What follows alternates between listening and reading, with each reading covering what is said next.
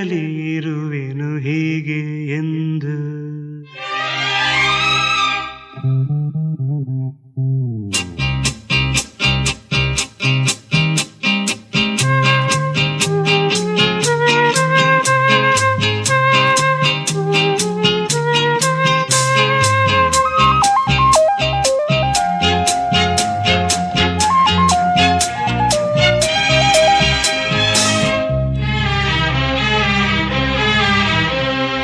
ಜೊತೆಯಲಿ